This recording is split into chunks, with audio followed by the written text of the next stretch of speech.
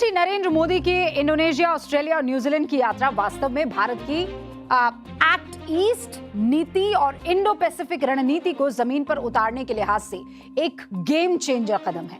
Experts ये बता रहे हैं कि इस दौर में ऐतिहासिक दौरा है ये, क्योंकि इससे भारत को इंडो पैसिफिक इलाके में बहुत सारे अहम जियोपॉलिटिकल और इकोनॉमिक और सिक्योरिटी बेनिफिट मिलने वाले हैं।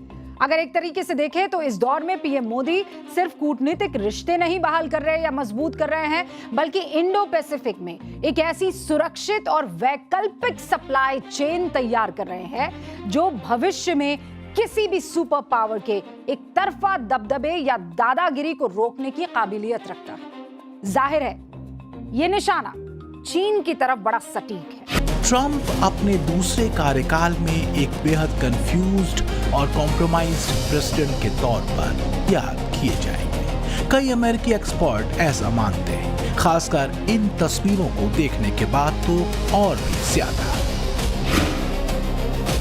मई महीने में बीजिंग दौरे पर ट्रंप की इन तस्वीरों के साथ कई एक्सपर्ट्स ने चीन के सामने अमेरिकी नीति का खूब चटखारे लेकर विश्लेषण किया था, जिसमें ट्रंप जिनपिंग के बगल में छोटी कुर्सी पर बैठे दिखे थे।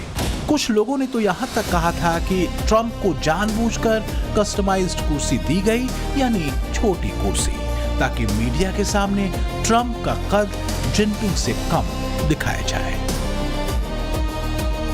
व्हाइट हाउस के मुताबिक ट्रंप ने जिनपिंग को 24 सितंबर को अमेरिका आने का न्योता दिया था। अब सवाल यह है कि जिनपिंग अमेरिका जाएंगे या नहीं, क्योंकि इससे पहले भारत में ब्रिक्स की बैठक भी होनी है। चीन के राष्ट्रपति शी जिनपिंग के इस सम्मेलन में शामिल होने की पूरी संभावना है। लेकिन फिलहाल तो ट्रंप पैनामा कैनाल के मसले पर चीन को आगाह करने में लगे। आज के दौर में ट्रंप पर भरोसा करना मुश्किल है। कुछ एक्सपर्ट तो उन्हें दुनिया के सबसे अस्थिर दिमाग वाले लीडर के तौर पर देखते हैं। फिलहाल तो खबर यह है कि ट्रंप जिनपिंग को खुश करने के चक्कर में ताइवान तक से दूरी बनाए हुए हैं। खबर है कि अमेरिका अभी चीन को नाराज होने का कारण नहीं देना चाहता, इसलिए अमेरिका ने ताइवान को हथियारों की बिक्री की कोई घोषणा नहीं की है। ऐसी संभावना है कि ट्रंप शी शिखर सम्मेलन के बाद अमेरिका ताइवान को हथियारों के कुछ पैकेज का ऐलान कर सकता है। तो दुनिया के 3 अहम लीडर्स के बीच अगर बात भरोसे की है तो मोदी पर भरोसा दुनिया को सबसे ज्यादा है। आज के दौर में वैश्विक स्तर पर तमाम उतार चढ़ाव के बाद भी भारत दुनिया का ग्रोथ इंजन बना हुआ है। यही वजह है कि इंडो पैसिफिक देश भारत के साथ अपने संबंध मजबूत करना चाहते हैं, क्योंकि समुद्री सुरक्षा और सप्लाई चेन उनके लिए अहमियत रखती है। Bureau report, times now, Navbharat. अब पाकिस्तान के बारे में कुछ और आपको बता दूं। देखिए, ईरान के लिए राष्ट्रपति ट्रंप का पोस्टमैन कौन बना? आप कहेंगे शहबाज शरीफ, और साथ में नाम जोड़ेंगे आसिम मुनीर का। ये दोनों भले ही खुशफहमी के उस बुलबुले में जी रहे हो, लेकिन दुनिया को पाकिस्तान की हकीकत बहुत अच्छे से पता है। और शायद यही वजह है कि भारत के बाद अब सिंगापुर के पूर्व राजदूत बिलहारी कौसिकन ने शहबाज और मुनीर की जोड़ी को रियलिटी चेक करवा दिया है। बिलहारी ने बगैर लाग लपेट के सीधे कह दिया कि अगर परमाणु हथियार ना होते तो पाकिस्तान बर्बाद होता या तबाह होता, और इससे किसी को फर्क नहीं पड़ता। पाकिस्तान को कोई पूछता तक नहीं। इस्लामाबाद को आईना दिखाते हुए बिलहारी ने यह कहा है कि पाकिस्तान एक ऐसा मुल्क है जो कि हमेशा नाकाम होने की कगार पर खड़ा रहता है। ये रिपोर्ट आपको देखनी चाहिए। युद्ध लड़ेंगे, जंग करेंगे, मिसाइल मार देंगे, बम फोड़ देंगे, एटम बम दाग देंगे, ये कर देंगे, वो कर देंगे, वगैरह वगैरह। लाहौर से लेकर कराची और मुल्तान से लेकर सियालकोट तक हिंदुस्तान से जंग का जिक्र आते ही जिन्ना के मुल्क की एटम बम वाली जहनी बीमारी जाग जाती है। पाकिस्तानी ऐसे ही चीख रहे हैं। कराची के करामातियों से लेकर लाहौर के लंपट तक सभी को एटमी बुखार चढ़ चुका है। वैसे तो पड़ोस के अनपढ़ों को यह बीमारी विरासत में मिली है, लेकिन पिछले 2 दिनों से कई गुना बढ़ चुकी है। जानना चाहते हैं क्यों? तो सुनिए। सिंगापुर के पूर्व राजनयिक बिल्हारी कौशिकन ने पाकिस्तान को जमकर लताड़ लगाई है। पाकिस्तान को बर्बादी की कगार पर खड़ा देश बताया। बिल्हारी कौशिकन ने कहा कि पाकिस्तान के पास परमाणु हथियार न होते तो दुनिया को पाकिस्तानी तबाही और बर्बादी से रत्ती भर भी फर्क नहीं पड़ता। कौशिकन इंटरनेशनल रिपोर्टिंग फेलोशिप में पत्रकारों के साथ हुई एक बैठक में बोल रहे थे। ये तस्वीरें उसी दौरान की हैं।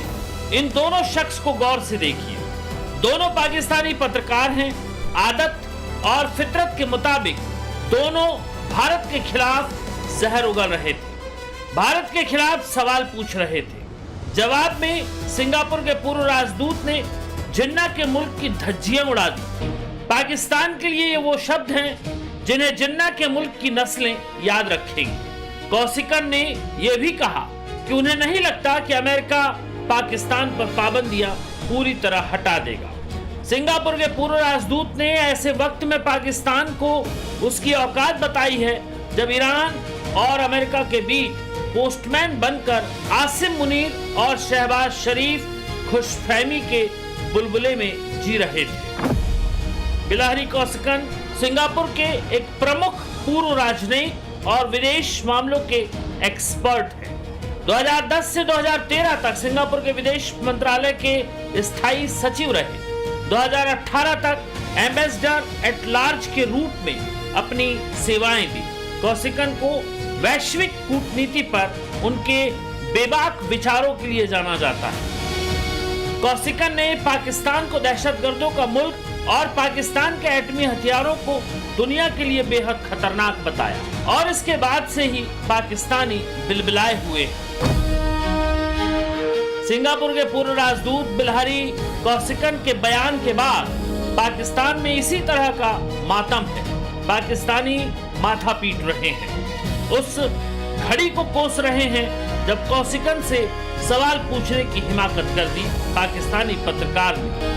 पाकिस्तान के लिए सिर्फ जवाब नहीं है बल्कि इस्लामाबाद के हुक्मरानों से लेकर रावलपिंडी की मुनीर एंड कंपनी के लिए आईना है। जो पाकिस्तान एटम बम के सहारे खुद को इस्लामी देशों का खलीफा समझने की मुगालते में रहता है, उसी पाकिस्तान की हैसियत एक बार फिर सरेआम हो चुकी है। पाकिस्तानियों को उम्मीद थी कि बातचीत होगी तो अमेरिका से डॉलर वाली खैरात मिलेगी और ईरान से शाबाशी, लेकिन ऐसा कुछ नहीं हुआ। उल्टे अमेरिका ने पाकिस्तान की तरफ पलटकर देखा तक नहीं। ईरान और अमेरिका के युद्ध के बाद शहबाज शरीफ और आसिम मुनीर को ट्रंप की चौखट से भीख मिलने का मौका नजर आ रहा था, लेकिन ईरान ने पाकिस्तान के मंसूबों पर पानी फेर दिया। रही सही कसर IMF की शर्तों ने पूरी कर दी और तो और अमेरिका की चापलूसी में पाकिस्तान ने अपने कर्ज वाले माई बाप चीन को भी नाराज कर दिया है। पड़ोस के मुल्क में ये एक मर्तबा का मातम नहीं है, पाकिस्तान में ये परमानेंट रोना हो चुका है। कट्टरपंथियों और आतंकियों की फसल बोने वाला पाकिस्तान मौजूदा वक्त में पाई पाई को तरस रहा है। बावजूद इसके पाकिस्तानियों की बुद्धि ठिकाने पर नहीं आई और न ही पाकिस्तानियों की करतूतें कम हुई। पाकिस्तान किस कदर दुनिया के लिए जहर बन चुका है इस खबर से समझिए।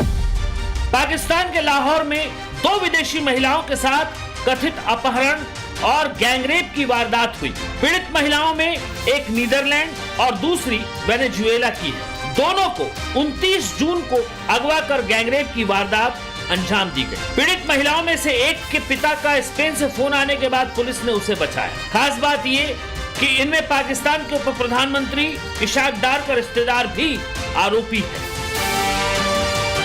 महिलाओं ने पुलिस को बताया कि वह अक्टूबर 2025 में सिंगापुर में रजा डार से मिली थी और उसने उन्हें पाकिस्तान आने के लिए बुलाया था।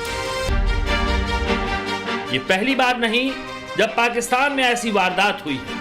हाल ही में पाकिस्तान के खैबर पख्तूनख्वा प्रांत से एक फ्रांसीसी महिला और उसके 5 बच्चों को पुलिस ने 1 दशक से ज्यादा वक्त की कैद से बचाया। पाकिस्तान विदेशी नागरिकों के लिए एक बेहद खतरनाक देश है। यही वजह है कि कई देश अपने नागरिकों को पाकिस्तान जाने के लिए एडवाइजरी जारी करते रहे हैं।